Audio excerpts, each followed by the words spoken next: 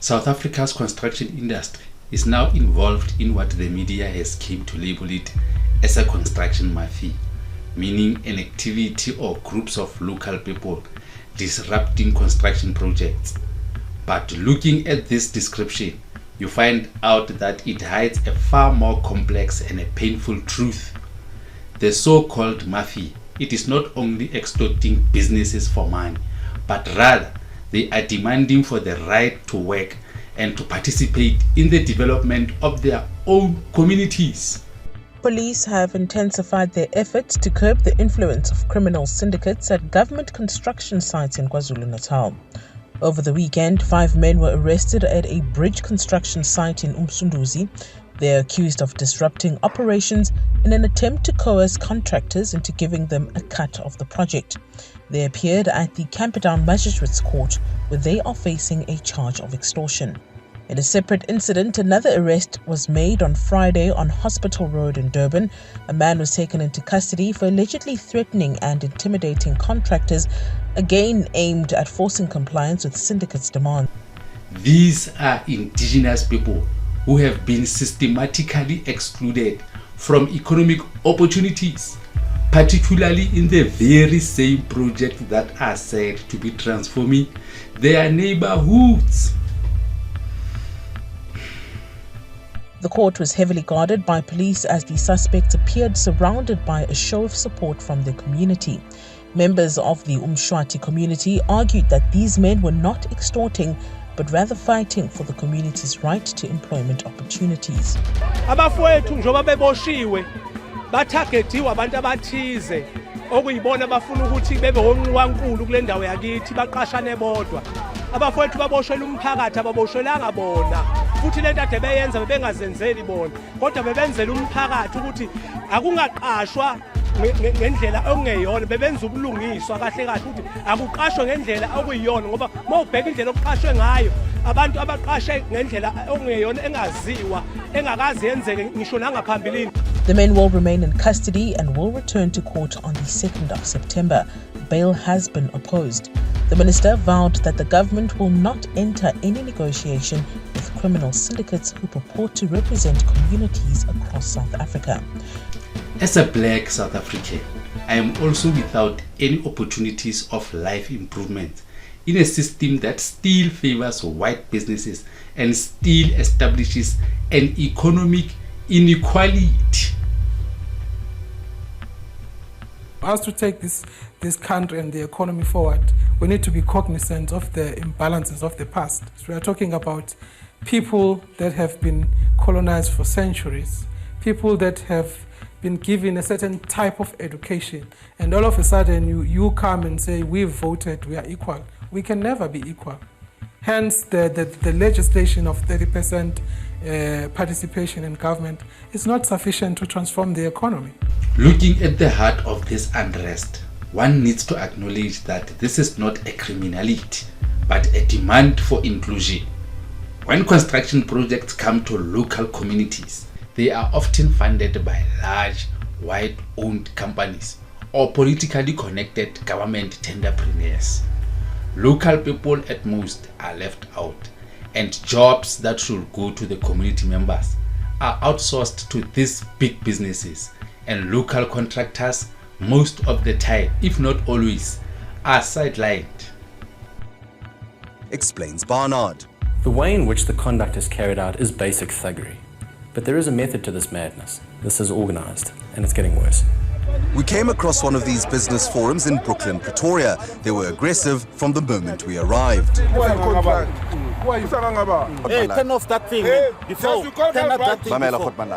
Eventually, the man claiming to be in charge, Mafika Mahlangu, agreed to an interview. He says he represents military veterans from the wider Pretoria area. The 30% of the community should be given to the community. Okay. You understand? And that is not thuggerism. That is not maybe to be, to be taxed and stuff like that. But aren't there processes that need to be followed for the community to be involved? There are processes that we have started to talk with this guy. This guy is not the owner of this project. Jas Smith is a security consultant for the Brooklyn development. It's a private-owned land, it's a private development. The developers are basically put at a choice of either continuing under the demands of these groups or work at a loss. We are living in a country that is faced with an overwhelming unemployment. That is why you will see this kind of acts, as residents have no choice but to demand a stake in these projects. These people are not asking for handouts, they are simply demanding for work and the chance to be part of the development that has been said that it is of their own community and for their own benefit. This disruption of this construction site is a direct response to their exclusion, meaning a way to force companies to acknowledge their presence and their right to participate. And perhaps most importantly, non-whites did not have a right to vote. All these laws after 1948 had one purpose in mind, and that was to ensure that the 4 million whites in South Africa had all the resources, the wealth, the jobs, the mines concentrated in their hands. The Race Classification Act put people in 4 different categories: white at the top, followed by Indian, colored or of mixed descent, and black at the bottom. And within those groups were subgroups, further segregating ethnic and tribal groups. This exclusion is part of a much broader conspiracy to keep black South Africans economically marginalized. The large construction companies, almost entirely white-owned, dominate the industry, reaping the benefits of government contracts while leaving local black communities out in the cold. Well, of course, we have this, what we call broad-based black economic empowerment and transformation.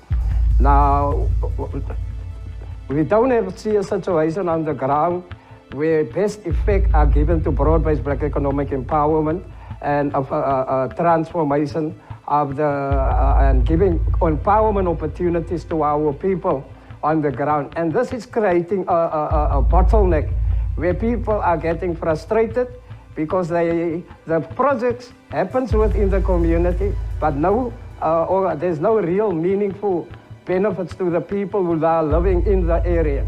So one needs to look at how black economic empowerment and transformation are being implemented on the ground, because right now it's only white established companies that really benefit from this multi-million rand projects. And they are not really cooperating with communities and seeing that there's transfer of skills and how they can also grow into becoming more established businesses. So they will continue to operate like small bucky operators, what we call it. And yeah, we need to open up the opportunities. That is exactly what I'm trying to say. The result is a shocking unemployment, particularly among black South Africans. Even among those with education, meaningful job opportunities are scarce. Students at the University of Pretoria expressed dismay at the fact that in the past 10 years, graduate unemployment increased from 5.5% to the current 10.6%. It leaves me with a feeling of hopelessness, because at some point I'm looking at it as my degree will be equivalent to a matric. I won't be able to get employment anyway. They do make me numb. I feel very hopeless. I am actually a final year student, and I ask myself, when I graduate next year, will I ever get a job? The feeling that it creates the most is just a sense of anxiety about the future. To be honest, it does create a bit of anger too, because we're pretty much just sitting in this bottomless pit where we're waiting for things to get worse. Honestly, disappointed but not surprised. And I think it's mainly because this is not a problem that can simply be solved by any ruling party. It's a systematic problem. The society that we live in, the country that we have structured since 1994, is designed for this to happen. As a black South African myself, I know this struggle all too well. Despite our so-called freedom, opportunities remains out of reach for the majority of us. This is not just about the construction industry. It's about a system that has been engineered to keep us at the margins for generations and generations and generations to come. But racial segregation existed long before apartheid even began. In 1913, the government passed the Natives Land Act, limiting black African land ownership to 7% and restricting them from buying or occupying land except as employees of a white master. More than 3 decades later, the practice of systematic racial segregation was given the name apartheid and was extended under the government led by the National Party. The party's goal was to separate South Africa's white minority from its non-white majority, in addition to separating non-whites from each other. They did this by putting in place hundreds of race laws touching every aspect of life, preventing equal opportunities for basic human rights to people of color, including dictating where they could live, work, go to school, all based on their race. It is not just the construction companies that perpetuate this cycle. The financial sector, controlled by white elites, plays a key role in ensuring that black entrepreneurs and local businesses are starved of capital. For years, banks have systematically denied black South Africans access to loans and financing, citing risk as the excuse, while providing easy funding to white-owned businesses. But how were the banks actually able to do this? And how did you see the difference? How did they overcharge black people and not white clients? Well, the fact there's 2 ways of discrimination. The one is like FNB did when they bought the Sambo book in 1999, February 1998, sorry. And that is when the interest rates was in a declining phase from 25%. Then what they did is they did not reduce the interest rates of people of low-cost housing. And this is very, very well documented in the Quality Court case that's coming up soon this year. The other way of discrimination is that they say that these people are high risk. And that is the high risk is subsidized by the 50 Rand monthly fee which banks can charge. And they then charge these people. I had a case just the other day, I think yesterday, where I investigated the client, black clients, who is paying prime plus 5%. Her property, the bond is 990,000. The property is insured for 1.7 million. And the bank takes the house as surety, so there is no risk. And this person is paying 13,000 Rand a month, where her installments, if she signed at prime, would have been 7,500 Rand.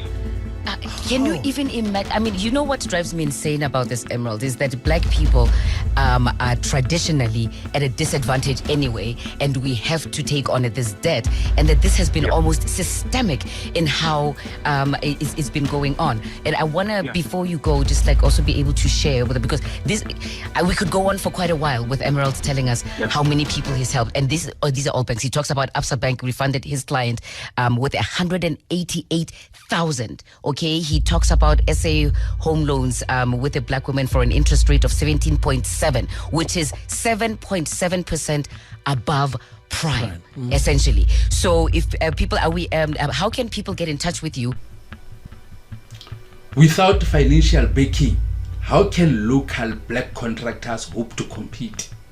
How can black people like me, marginalized by the system and without the capital to start a business, ever break out of this cycle of poverty? The banks are not neutral players.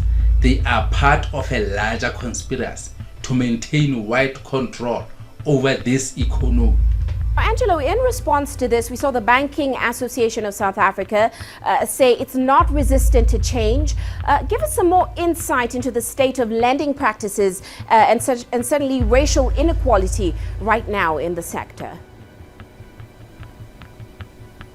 Well, the banking sector says that they haven't transformed enough. They have in certain sectors, they've met some of those self-created charter targets that were agreed to with government more than a decade ago. Transformation is obvious in the lower and middle management sectors of those big four banks, but it's lacking in the senior management levels. On the lending front, the banks say a choice has to be made in South Africa. The banks say that it is either going to make money available to fund new black shareholders, which means that loans to black businesses are going to have to take a back seat. It's all about the technical allocation of capital. For every rand that's loaned to support a new bank shareholder, some 80 rand has to be pulled from the funding of potential black businesses, they say. The association, though, was quick to point out that it plans to set aside some $8 billion to finance black businesses. That initiative, though, is still light on details. Not being a banker, I'm not sure about the technicalities, but those are the realities, Richard. As frustration mounts, the situation has turned violent.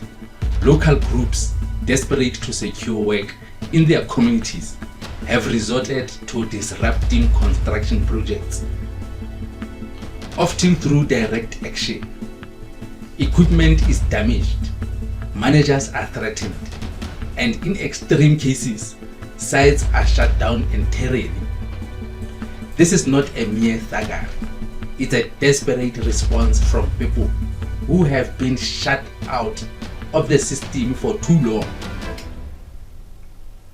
While court interdicts offer some relief to contractors, it's not a cure-all. Amongst the affected projects were two major contracts worth billions of rands that were awarded to listed companies. The Sandroll N2 Wild Coast Road construction project in the Eastern Cape was eventually abandoned over fears for the safety of their employees, while a German oil storage investment project in Saldanha Bay suffered 75 million rands worth of damage to equipment and structures at the hands of so-called business forums in a matter of hours. The media loves to exaggerate this violence, labeling the perpetrators as part of a construction mafia in an intent on extortion. But what they are ignoring is the cause of this violence, which is number 1, exclusion, number 2, unemployment, and number 3, desperation. These so-called criminals are simply demanding their rightful place in a system that has continually denied them. Many believes there's a broader conspiracy at work here. White-owned businesses, government officials, and banks are working together to ensure that black South Africans remain trapped in poverty. Despite the appearance of progress, the reality is that the economic control of power are still firmly in white hands. In South Africa, according to the South African Institute of Race Relations, white South Africans have a higher quality of life than their black counterparts. And the Quality of Life report also shows that Gauteng and the Western Cape provinces have a significantly higher quality of life than the rural provinces. We now have this report from Colin Lamawani. Alexander, a township that resonates with the struggle against oppression. Like the rest of the country, many of the residents here have experienced discrimination. Under apartheid laws, no African was supposed to earn the same salary as their white counterpart, even if they were doing the same work or working the same hours. Africans were not allowed to buy land or own property anywhere in the Republic. Since the end of apartheid, little has changed. The white people in this country have started off from 1994 from a very well-resourced base, so there should be no surprises here. We've had Job Preservation Act, which continues to show its legacy through the recent report of the Employment Equity. We've had dispossessions. This is why even today black people continue not to have land, and the list goes on. So I really don't think we should be surprised. This is really just a reflection of the fact that South Africa was colonized and was brutalized by apartheid and colonialism. Even government programs intended to uplift black South Africans, such as Black Economic Empowerment, BEE, have largely benefited a small, politically connected elite, leaving the majority of black South Africans, including people like me, without access to real opportunities. For years, we have been told that education is the solution. But for many black South Africans, education has been a dead end. Schools in black communities remain underfunded. Free education for the poor has improved access to schools in South Africa, but educators are worried that the quality of learning is declining. In this class, I just want to show a very big hole. Headmaster Lawrence Siete takes us on a tour of his deteriorating school. These are the potholes. And they are practically in every classroom. So are leaking roofs and broken windows. This is our laboratory. In Africa's economic powerhouse, laboratories don't have equipment, while libraries and toilets are in short supply. Some even go into the bush. Those are for the girls. The South African government spends over 6% of its GDP on education, more than most, but the country has little to show for it. When we raise concerns with them, you are going to be told about the financial constraints. So that is what the department will tell us. You see, you nearly fell. You nearly fell. This is the school. And the opportunities for those who do manage to graduate are few and far between. The promise of education has not been fulfilled, leaving many feeling even more excluded. Many young job seekers today are the first in their families to graduate from university. They carry the expectation of lifting entire households out of poverty. But they are becoming increasingly disillusioned, leading to growing concern about the huge toll this is placing on young people's mental health. Right now I'm stuck and I don't know which ways or what to do, which way to go or what to do. I really don't know. It's frustrating sometimes. Sometimes you just want to be alone and think. And the moment you are alone and you start thinking a lot, you get depressed. The violent disruptions at construction sites are the result of this failed promise. People with nowhere else to turn are demanding to be part of the project happening in their backyards. They are not asking for favors. They are demanding justice. The so-called construction mafia, it is not a criminal syndicate. It is a group of people standing up for their rights in the only way they know how. The violence, the unrest, and the chaos are the direct results of decades of exclusion and inequality. If things do not change, the unrest will only grow.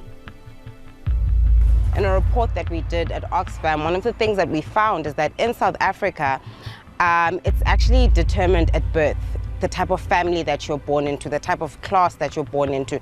If you're born into a low-income family, chances are that you will be in that class and that income bracket for the rest of your life. The legacy of apartheid has continued and has been transferred from one generation to the next. When we transitioned into a democratic society, the wealth that was had by the few wasn't necessarily redistributed, right?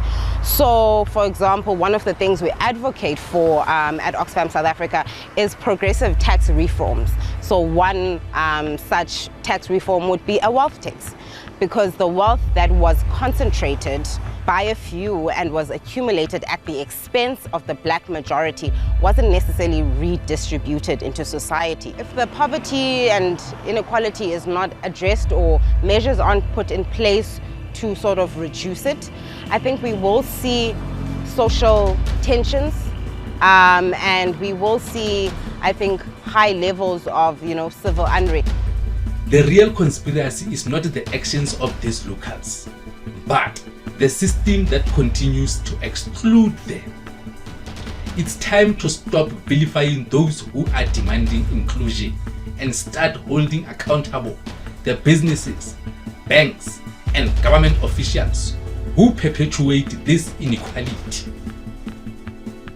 As a black South African, I know this struggle intimately. I am also without opportunities. I am locked out of a system designed to benefit a few. Our fight is far from over, and until real change happens, we will continue to demand our place at the table.